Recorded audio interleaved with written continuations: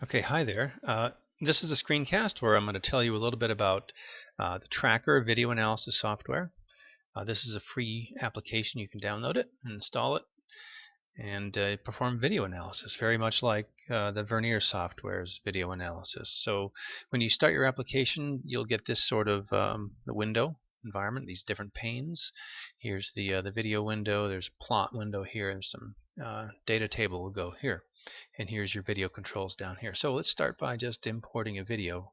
We'll go here, and I've got some videos already. This video of some carts, just constant velocity carts, and um, just a couple things to keep in mind when you're taking a video.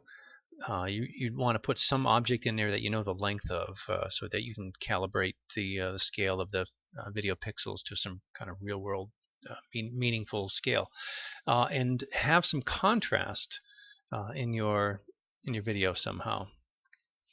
Data to a vision system, digital vision system, is contrast, and we're going to see that when we do an auto tracking here. But first, here's some video controls. This is a rewind. You can play, and this will walk through all the frames one at a time. See, there go the carts there. There's a pretty good amount of data here, so we can pause that, and we can scroll to wherever we want in the video. We can step forward and backwards. This is a handy button. It says, okay, we have a lot of video data here, so we don't need to go every frame. Let's go every 5 frames, and this way we can get through this a little faster, all right, and still have enough data.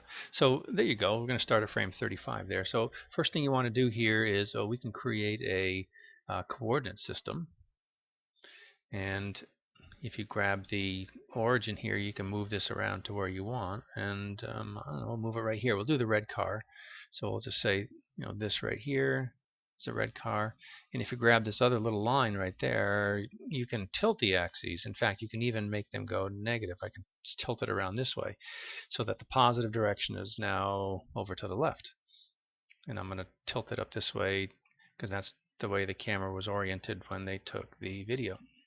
So there you go. There's our axes. This will be considered the origin, this pixel. And now we can turn that off. We can tell the software how long a meter is, and we can come over here and say, okay, that end of the meter stick there, this end of the meter stick there, or approximately. And this, if we double click on the number and type in this 1 meter, enter. There you go. And that's it. We've taught the software where the 0 point is, we've corrected for the angle of the camera, and we've shown it how much a meter is. We've calibrated the pixel system, so we can turn that off. Now we want to go ahead and tell it where it is, and we can do that manually by holding the Shift key and plotting the points and clicking on it. We're going to create a point mass called mass C. So we can call it something better than that. Let's call it cart. Maybe red cart. So there we go. And we can, if we hold down the Shift key, we can click where we want, and each frame we can click the point. Now that's how we would do it normally, and you can do that. But there is a much more convenient way to do this, and that's with this pattern recognition system that this software has. So let's advance this so the cart is out of the person's hand there. So I'm going to look for contrast to define my pattern, and I can see right around the wheels here I have some nice black and white areas. So that's what I'm going to use to create a pattern. So I'm going to click on the track control, go down here to auto track, and I get this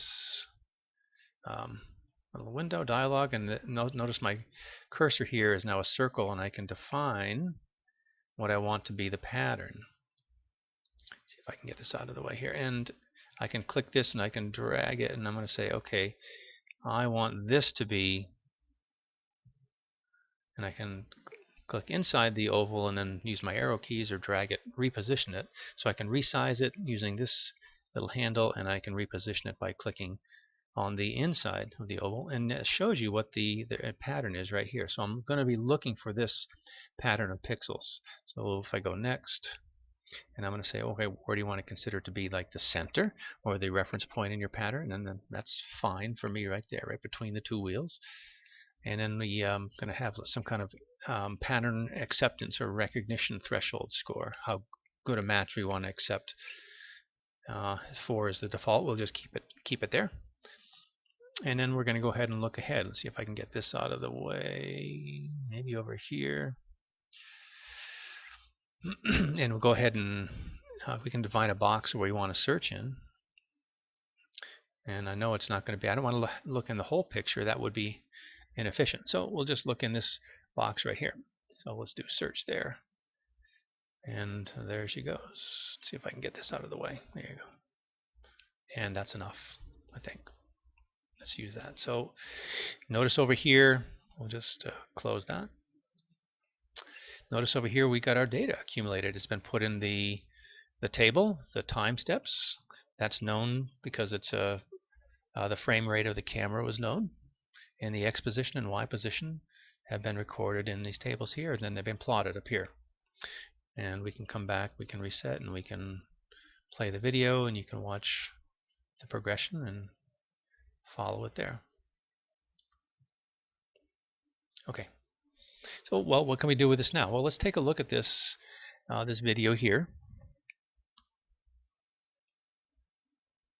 I'm going to right-click on this, and we can zoom out or zoom in. We can change the scale, and let's do a analyze. So we can want to get the slope of this.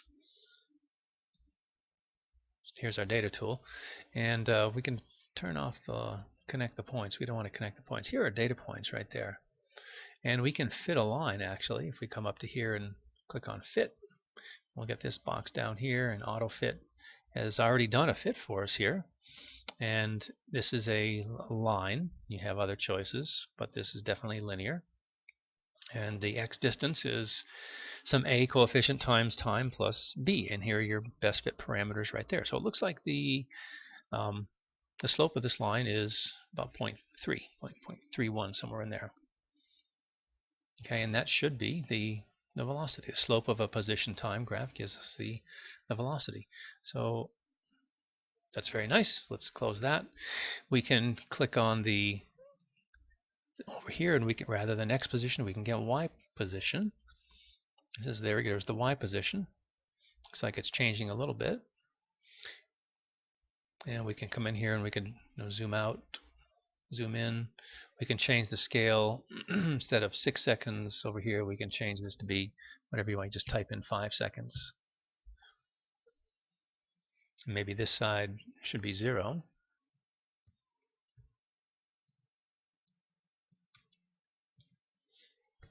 So there you go. You can manipulate that.